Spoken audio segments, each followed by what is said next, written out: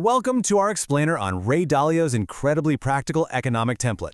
Now let's be real, the economy can seem overwhelmingly complex, like a giant, unsolvable puzzle. But today, we're going to demystify it entirely. We'll be breaking it all down into a simple, predictable machine that's actually driven by basic human nature. By the time we finish, you are going to have a completely new lens for looking at the financial world. So here's our quick roadmap for today. We'll start with the economic machine, then move on to the power of credit, short-term debt cycles, long-term debt cycles, how to survive a deleveraging, and finally, we'll wrap things up with 3 rules for success. All right, let's jump straight into Section 1, the economic machine. Simple parts repeated a zillion times. When you strip it all back, the entire economy is really just the sum of millions of basic transactions driven by human nature. Every single time a buyer exchanges money or credit with a seller, they fuel this giant machine. And from those millions of simple, everyday transactions, 3 main forces emerge that drive absolutely everything: productivity growth, the short-term debt cycle, and the long-term debt cycle. If we lay these 3 forces right on top of each other, well, we get an incredibly reliable template for tracking economic movements. It's basically a cheat sheet that helps us figure out exactly what's happening right now and, more importantly, where things are headed next. Moving right along to Section 2, the power of credit, the most volatile part of the economy. Now, this is the biggest and frankly least understood player in the whole system. So what exactly is it?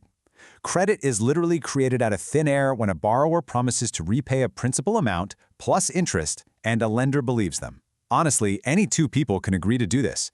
But here is where the really fascinating transformation happens. The exact moment credit is created, it instantly transforms into debt. That debt becomes an asset to the lender and a liability to the borrower. To really grasp this, let's look at a totally relatable scenario: buying a beer at a bar. When you buy a beer with physical cash, the transaction is settled immediately. Boom, done. But when you buy that beer on credit, like, starting a bar tab, and we all know how fast those can get out of hand, you're making a promise to pay later. You've just created debt. This perfectly highlights the core difference. Money settles a transaction right away, while credit creates a mechanical, predictable obligation that you are absolutely forced to pay off in the future. To show you just how heavily our modern world relies on these promises, consider this staggering fact. The total amount of credit in the United States is around $50 trillion. Meanwhile, the actual amount of physical money is only about $3 trillion. To put that into perspective, the vast majority of what we call money every single day isn't cash at all. It's actually just credit. And this massive $50 trillion pool of credit creates a really fascinating self-reinforcing pattern of economic growth. Here's why. In an economy, one person's spending is another person's income. Just think about that for a second. Every dollar you spend, someone else earns. So when you use credit to buy something, you boost someone else's income. That higher income makes them look way more creditworthy to lenders, right? Which increases their borrowing capacity, which then allows them to spend more, boosting yet another person's income. It's this continuous repeating loop that drives economic expansion. Which brings us to Section 3, short-term debt cycles. These are the 5 to 8 year swings we constantly feel in the economy. You see, when you borrow to buy something you can't afford today, you are essentially borrowing from your future self. You're legally guaranteeing a time where you must spend less than you make. On a massive scale, this cycle bounces back and forth between expansion and recession, and it all comes down to interest rates set by the central bank. When credit is easy to get, spending grows way faster than the actual production of goods. So prices rise, which we know is inflation. Now, the central bank doesn't like high inflation, so they step in and raise interest rates. Suddenly, borrowing is expensive. Debt repayments go up, people have less money left over in their pockets, so spending slows down. And remember our rule? One person's spending is another's income, so incomes drop. Prices go down, causing deflation, and boom, we get a recession. This pain lasts until the central bank eventually lowers rates again to stimulate things, starting the whole short-term cycle all over again. All right, Section 4, long-term debt cycles and the buildup of bubbles. Over decades, it is basic human nature to push the limits, borrowing and spending more instead of actually paying back debt. Because of this, overall debts rise much faster than incomes, creating a long-term cycle that takes 75 to 100 years to play out. And the crazy thing? Despite people becoming massively indebted, lenders just freely extend even more credit. Why on earth would they do that? Well, because everyone is looking around and saying, incomes have been rising, asset values are going up, the stock market roars. People feel wealthy because they are entirely focused on recent rising asset prices. They use borrowed money to buy investments, pushing those prices up even higher. It's a classic, massive, debt-fueled bubble. But obviously, this cannot continue forever. And it doesn't. We eventually hit the peak.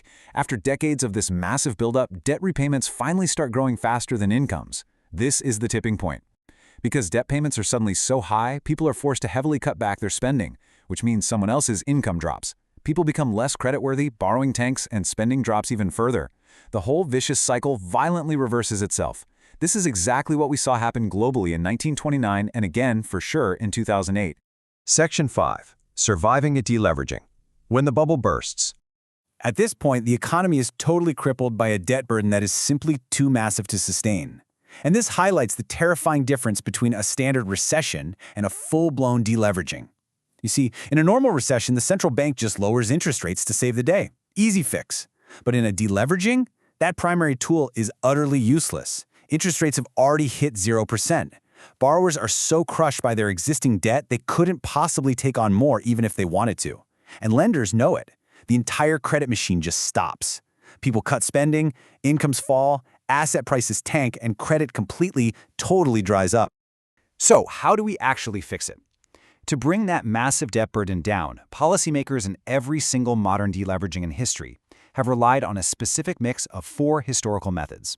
First, cut spending, often called austerity. Second, reduce debt through defaults and restructurings where lenders accept less money rather than nothing at all. Third, redistribute wealth by raising taxes on the wealthy to help the struggling have-nots. And fourth, the central bank literally prints new money out of thin air to buy financial assets and government bonds. Now, those first 3 methods, cutting spending, reducing debt, and redistribution of wealth, are highly deflationary and incredibly painful for society. The fourth method, printing money, well, that's inflationary and stimulative. So policymakers have to perfectly balance these forces to achieve what Dalio calls a beautiful deleveraging. If they can balance the deflationary pain with the inflationary stimulation correctly, debts will safely decline relative to income, real economic growth returns to positive, and social stability is maintained, all without causing hyperinflation. Finally, Section 6, 3 Rules for Success, Practical Financial Wisdom. Now that we've mapped out this entire machine, from a single bar tab to a global financial crisis, let's look at how to protect yourself. Whether you're a casual investor just managing your household budget or a global policymaker managing a whole nation, these 3 rules of thumb are absolutely crucial. Rule number 1, don't have debt rise faster than income, because those debt burdens will eventually crush you. Rule number 2, don't have income rise faster than productivity, because you will eventually become uncompetitive. And rule number 3, do all that you can to raise your productivity, because in the long run, productivity is literally the only thing that truly raises living standards. I really hope this explainer has given you a powerful, structured new lens to view the world through. Understanding these cycles really takes the panic out of the daily news cycle and replaces it with predictable, understandable mechanics. So, I'm going to leave you with this final, provocative thought to consider today. Looking at the economic machine right now, how is your own personal debt-to-income ratio? And looking at your own country, how do you think your local policymakers are handling our current cycle? Take these rules, apply them to your own financial future, and keep learning.